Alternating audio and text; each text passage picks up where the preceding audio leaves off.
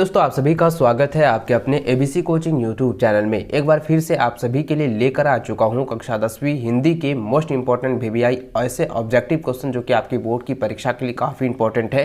तो एग्जाम से पहले इसको एक बार जरूर देख लीजिएगा, इसको अच्छे से रिविजन जरूर कर लीजिएगा। और बच्चों, आप सभी से रिक्वेस्ट है कि चैनल पर पहली बार आए, चैनल को सब्सक्राइब करने के साथ बेल आइकन को प्रेस जरूर कर लेंगे। तो देखिए दोस्तों, सबसे पहला प्रश्न आपका गद्यांश से दी गई है जो कि आप हमारे स्क्रीन पर देखें। तो इस गद्यांश को जो है आप ध्यान पर देखें। यहाँ पे लिखा है कि मनुष्य जन्म से ही अहंकार का इतना विशाल बोझ लेकर आता है कि उसके दृष्टि सदैव दूसरों की बुराइयों पर ही टिकती है। तो इस गद्यांश को जो है ना आप लोग अच्छे से जो है ध्यानपूर्वक स्किप करते हुए इसको पढ़ लीजिएगा और इसको अच्छे से याद रखेंगे। यहाँ पे जो है दिया गया है शुरुआती क्या है, मनुष्य जन्म से अहंकार का, ठीक है। ये शुरुआती आप लाइन अच्छे से याद रखें। चलिए इससे क्वेश्चन की ओर चलते हैं। तो देखिए दोस्तों, यहाँ पे जो सवाल दी गई है कि मनुष्य का जन्म किसके बोझ के साथ जो हुआ है, तो दोस्तों मैंने अभी जस्ट आप लोगों को बताया किसके बोझ के अनुरूप हुआ है, तो दोस्तों अहंकार के बोझ के, ठीक है। तो ये ऑप्शन नंबर 1 इसका जो है सही आंसर होगा। इसको अच्छे से आप लोग जो है टिक लगा लीजिए। चलिए अगला सवाल देखिए, दिया गया है कि दूसरों की उन्नति को मनुष्य क्यों नहीं देखना चाहता है। तो क्योंकि दोस्तों वह जो है ईर्ष्या भाव के कारण, यानी कि उसके जो है उसके मनुष्य के अंदर जो है दूसरों के प्रति जो है ईर्ष्या है, यानी कि जो है थोड़ा सा जो हीन भावना है। तो दोस्तों यहाँ पे ऑप्शन नंबर 4 जो होगा सटीक आंसर होगा, ठीक है। अगला सवाल तीसरा नंबर है कि स्वास्थ्य और सदाचार नष्ट हो जाते हैं। तो दोस्तों इसका आंसर होगा ऑप्शन नंबर 1 ईर्ष्या के बस में हो जाने पर, यानी कि आपके मन में किसी भी दूसरे के व्यक्ति के प्रति अगर हीन भावनाएं हो जाती है तो स्वास्थ्य और सदाचार पूरी तरह से नष्ट हो जाता है, ठीक है। चलिए अगला सवाल है चौथा नंबर कि किसे भुलाकर मनुष्य निंदा में ही नहीं अपना जीवन बिताता है। तो बच्चों इसका जो सटीक आंसर होगा ऑप्शन नंबर 2 हो जाएगा आत्मनिरीक्षण, ठीक है, ऑप्शन 2। अगला प्रश्न देखिए दोस्तों, काव्यांश से दी गई है जो कि यहाँ पे कुछ 8 पंक्ति दी गई है जिसको आप लोग अच्छे से पढ़ना है। मैं 4 पंक्ति पढ़ के बताता हूँ। देखिए यहाँ लिखा है कि नभ में उग आई लो रंग भरेगी रेखा के डेरी सी, जिसको हम इंद्रधनुष कहते हैं, उमड़ खुमड़ घुमड़ कर अभी बादल यह बरसे हैं। तो इस कविता को जो है आप लोग पढ़ लीजिएगा। चलिए इसे क्वेश्चन की ओर चलते हैं। तो देखिए यहाँ पे प्रश्न दिया गया है कि बादलों की तुलना किससे की गई है। तो दोस्तों बादलों की तुलना जो है जीवन के दुखों से की गई है। ऑप्शन 3 इसका सटीक आंसर होगा। अगला सवाल है कि कवि का जीवन के प्रति दृष्टिकोण कैसा है। तो बच्चों इसका आंसर हो जाएगा आशावादी है, ठीक है, ऑप्शन 1 सटीक आंसर होगा। अगला सवाल है कि जीवन का इंद्रधनुष जो है कैसा है बनता है। तो बच्चों इसका आंसर हो जाएगा आशा निराशा से, ठीक है, आशा निराशा से बनता है, ऑप्शन 1 इसका सटीक आंसर होगा। अगला सवाल है कि नभ का निर्माण पर्यायवाची क्या है। तो नभ का निर्माण पर्यायवाची शब्द का आता है आकाश, ठीक है, याद रखेंगे। नभ का दूसरा जो अर्थ होता है वो आकाश होता है, ऑप्शन 4 इसका सटीक आंसर होगा। अगला सवाल आपका जो है व्याकरण से ली गई है जिसमें दिया गया है कि निम्नलिखित में से अकर्मक क्रिया किस वाक्य में है। तो दोस्तों इसका आंसर हो जाएगा ऑप्शन नंबर 3 हो जाएगा बच्चा रोता है या अकर्मक क्रिया है।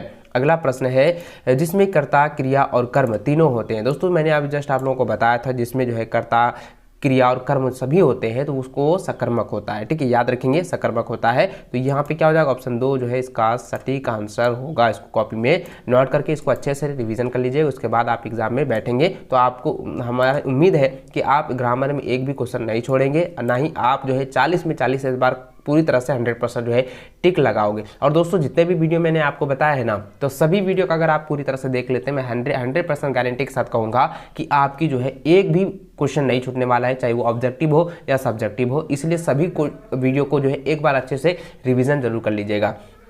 चलिए बच्चों अगला क्वेश्चन देखिए, यहाँ पे दिया गया है कि कौन अरुण का अनेकार्थी शब्द नहीं है। तो बच्चों इसका आंसर हो जाएगा ऑप्शन नंबर 3 हो जाएगा चंद्र जो है अरुण का अनेकार्थी शब्द नहीं है। अगला प्रश्न है जब समास का प्रथम पद अवयव और प्रधान हो वहाँ कौन सा समास होगा। तो बच्चों मैंने जस्ट अभी बताया था कि अवयवी भाव समास ऐसा होता है। तो ऑप्शन नंबर 2 इसका सटीक आंसर होगा। अगला सवाल है कि विद्यालय विद्या के लिए आलय, ठीक है, कौन सा समास है। तो आलय जो शब्द है यह कौन सा समास यहाँ पे पूछा गया, तो यह जो है तत्पुरुष समास है, ऑप्शन 2 इसका सटीक आंसर होगा। अगला सवाल है कि नीला है जो अंबर, नीला है जो अंबर विग्रह पदों का सही समस्त पद क्या होगा। तो दोस्तों इसका आंसर होगा अंबर का हो जाएगा नीलांबर, नीला हो जिसका अंबर, जिसका इसको कह सकते हैं नीलांबर, ठीक है। चलिए अगला सवाल देखिए, दिया गया है कि रचना के आधार पर किस वाक्य में एक प्रधान वाक्य और शेष आश्रित उपवाक होता है। तो दोस्तों इसका जो आंसर होगा ना, तो दोस्तों इसका आंसर हो जाएगा उपवाक, ठीक है, तो ये हो जाएगा उपयुक्त वाक्य। तो ऑप्शन 4 इसका सटीक आंसर होगा। अगला सवाल जो है 16 नंबर दिया गया है कि समुच्चय बोधक अवयव के दो प्रमुख भेद कौन से हैं। तो प्रमुख भेद कौन से हैं बच्चों, तो ऑप्शन नंबर 3 इसका सटीक आंसर होगा, समानीधिकरण और वैधीकरण। ठीक है, ऑप्शन 3 इसका सटीक आंसर होगा। अगला सवाल है कि पिताजी के द्वारा अखबार पढ़ा गया वाक्य का कौन सा भेद है। तो पिताजी के द्वारा जो अखबार पढ़ा गया है, ये जो भेद है ये कौन सा होगा, कर्मवाचक हो गया। क्या हो जाएगा, कर्मवाच्य। ठीक है, याद रखें। अगला सवाल है कि कृतिवाच्य के भावों में कर्ता के क्रिया कार्य की होती है। तो यानी कि कृत्यवाच्य में वाक्यों की कर्ता के कार्य की होती है, तो क्या होती है बच्चों, तो इसका आंसर हो जाएगा ऑप्शन नंबर 1 सही आंसर होगा, प्रधानता होती है। ठीक है, अगला सवाल है कि माँ ने कहा बाहर मत जाओ, माँ ने कहा बाहर मत जाओ, यह कैसा वाक्य है। तो बच्चों यह जो हो जाएगा मिश्र वाक्य है। ठीक है, याद होगा मिश्र वाक्य मैंने आपको बताया था, अगर दो वाक्य और दो शब्दों का मेल होगा तो वो मिश्र वाक्य कहलाएगा। तो ऑप्शन 1 इसका सटीक आंसर होगा। अगला सवाल दिया गया कि कौन सा शब्द अनेकार्थ नहीं है। तो देखिए कौन सा शब्द जो है अनेकार्थ नहीं है, तो दोस्तों इसका आंसर क्या हो जाएगा, प्रतिमा। ठीक है, ऑप्शन 4 इसका सटीक आंसर होगा। अगला सवाल देखिए दिया गया है कि दिव्या रात्रि यानी कि दिव्या रात्रि में कौन सा समास है। तो दिव्य रात्रि यहाँ पे ये कहेगा या दिव्या रात्रि में कहेगा, तो यह आपको हमेशा याद रखना कि यह जो है द्विंद समास है। ठीक है, याद रखेंगे द्विंद समास। ठीक है, तो यहाँ पे देखिए ऑप्शन 2 इसका सटीक आंसर होगा, द्विंद।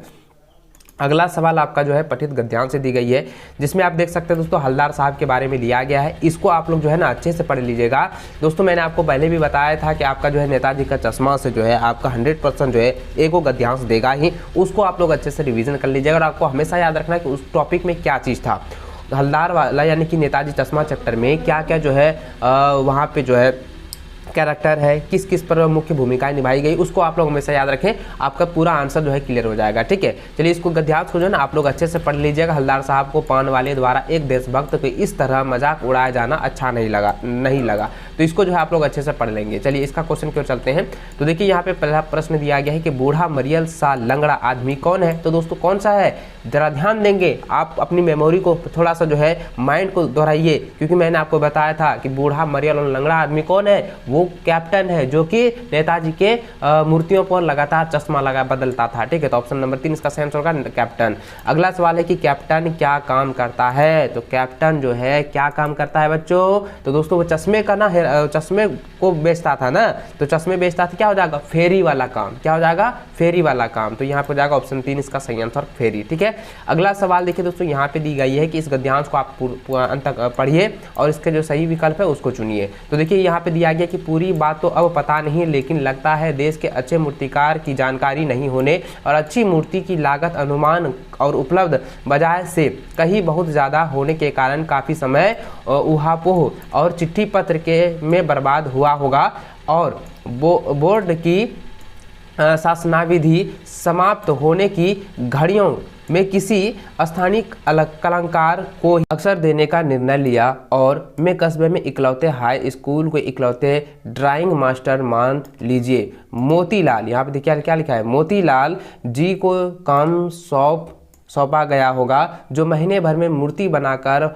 पटक देने का विश्वास दिला रहे थे। तो दोस्तों इस गद्यांश को पढ़ लिए। चलिए अब इसके क्वेश्चन की ओर चलते हैं। तो देखिए यहाँ पे पहला प्रश्न दिया गया है कि लेखक मूर्ति के बारे में क्या कह रहा है। देखिए दोस्तों जिस तरीके से आपने इस गद्यांश को पढ़ा, आप लोगों को अच्छे समझ में आ गया होगा कि यहाँ पर जो है मूर्तिकार यानी कि जो मूर्ति बनाने वाला है, लेखक ने उसे किस प्रकार से संबोधित किया है, किस कहा है कि लेखक जो है, लेखक किस मूर्ति के बारे में यहाँ पे कह रहा है। तो किस मूर्ति के बारे में कह रहा है बच्चों, मैंने आपको जस्ट अभी बताया और मैंने आपको कहा था कि इस चैप्टर को आप लोग अच्छे से ध्यान में रखेंगे, क्योंकि इससे जो है 100% आपकी बोर्ड की परीक्षा में प्रश्न पूछे जाते हैं, गारंटी के साथ मैं कहूँगा। ठीक है, तो दोस्तों यहाँ पे ध्यान देंगे, यहाँ पे जो सवाल दी गई है इसका जो आंसर होगा ना सुभाष चंद्र बोस होगा, क्योंकि सुभाष चंद्र बोस के बारे में ही यहाँ पे बता रहा है। ठीक है, चलिए अगला सवाल दिया गया है कि उहापोह में से क्या अभिप्राय है। उहापोह का अभिप्राय होता है असमंजस। ठीक है, यानी कि जिसको हम कह सकते हैं कि नौ जिसके मन में हो जाता है, असमंजसता। ठीक है, जो कि दुविधाएं जिसको हम कह सकते हैं। तो उहापोह का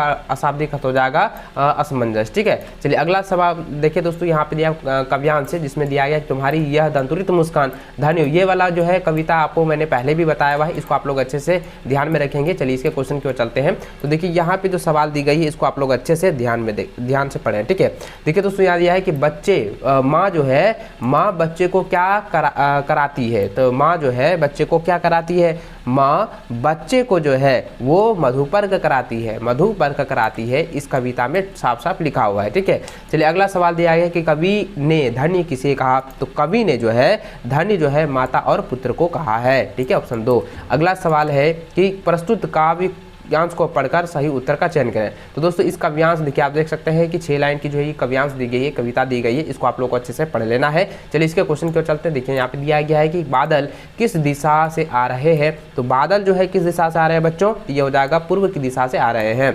अगला सवाल है अत्यंत का क्या अर्थ होता है, अत्यंत का अर्थ होता है आकाश। ठीक है, याद रखेंगे अत्यंत का अर्थ हो गया यहाँ पे आकाश। अगला सवाल दिया गया है कि पाठ्यपुस्तक से दी गई है कि लेखक की माँ काजल कहाँ लगाती थी, लेखक की माँ जो है काजल कहाँ लगाती थी, नाभि और लीलार में। ठीक है, नाभि और लीलार में लगाती थी। चलिए अगला सवाल दिया गया कि तुलसीदास की रचना कौन सी है, तो तुलसीदास की रचना जो है वो है रामचरितमानस। ठीक है, ऑप्शन 4 इसका सटीक आंसर होगा। अगला सवाल है कि भौतिक सुख सुविधाओं के पीछे भागना क्या है, तो यह हो जाएगा दोस्तों मृग तृष्णा है, यानी कि एक छलावा है, मोह माया है। तो ऑप्शन 2 इसका सटीक आंसर होगा। अगला सवाल है कि कवि ने अंतिम पूंजी किसे कहा है, कवि ने जो है अंतिम पूंजी किसे कहा है। आपने दोस्तों पढ़ा होगा कि माँ ने जो है अपनी बेटी को अंतिम पूंजी कहता है, अंतिम पूंजी वो कह रही है कि कहता है कि तुम एक अंतिम पूंजी हो। माँ अपनी बेटी को ये सीख भी देती है, क्या क्या सीख देती है, ये वाला जो है क्वेश्चन आपकी बोर्ड की परीक्षा में पूछे जाते हैं, इसको आप लोग अच्छे से रट लीजिएगा। ठीक है, तो देखिए दोस्तों यहाँ पे ये कह रहा है कि कवि ने अंतिम पूंजी किसे कहा है, तो कवि ने जो है पुत्री को यानी कि बेटी को जो है अंतिम पूंजी कहा है। ठीक है, अगला सवाल है कि अभी समय भी नहीं है, इस कविता का अंश क्या है, तो इस कविता का अंश क्या होगा बच्चों, तो इसका आंसर होगा ऑप्शन नंबर 3 आत्मकथ्य का है। ठीक है, यानी कि आत्मकथ्य कविता का ये अंश है, यानी कि पंक्ति है अभी समय भी नहीं है। चलिए अगला सवाल है कि माता का आंचल कहानी के लेखक का क्या नाम है, तो दोस्तों इसका जो आंसर होगा ना ये हो जाएगा शिव पूजन सहाय। ठीक है, शिव पूजन सहाय ऑप्शन 1 इसका सटीक आंसर होगा। अब अगला सवाल दिया गया है कि बाबूजी ओसरे में क्या गुड़गुड़ा रहे थे, तो ओसरे में जो है यानी कि जो है घर के जो बरामदे होते हैं ना उसको कहा जाता है ओसरा। तो बाबूजी ओसरे में क्या गुड़गुड़ा रहे थे, क्या गुनगुना रहे थे या गुड़गुड़ा रहे थे, तो बच्चों इसका आंसर जाएगा ऑप्शन नंबर हुक्का गुड़गुड़ा रहे थे। क्या गुड़गुड़ाते थे, हुक्का गुड़गुड़ा रहे थे। ठीक है, चलिए अगला सवाल दिया गया कि एलिजाबेथ की सूट पर कितना खर्च हुआ, तो बच्चों इसका जो आंसर होगा ना कई बार मैंने आपको बताया कि 400 पाउंड जो है खर्च हुआ था, 400 पाउंड। ठीक है, चलिए आगे अगला सवाल है 38 नंबर दिया गया कि सना सना हाथ जोड़ी किस प्रकार का पाठ है, तो दोस्तों यह जो है वो यात्रावृत पाठ है, यात्रावृत पाठ है ऑप्शन 1। ठीक है, अगला सवाल है कि इसमें से सुशीरवाद क्या है, तो सुशीरवाद क्या होगा बच्चों, इसका आंसर होगा सहनाई। ठीक है, और आपको मैंने बताया था कि सहनाई का मंगल ध्वनि सहनाई को मंगल ध्वनि क्यों कहा जाता है, और सहनाई के बाद में डुमराव को क्यों याद किया जाता है, ये वाला क्वेश्चन आपके लिए काफ़ी इंपॉर्टेंट है जैसे कि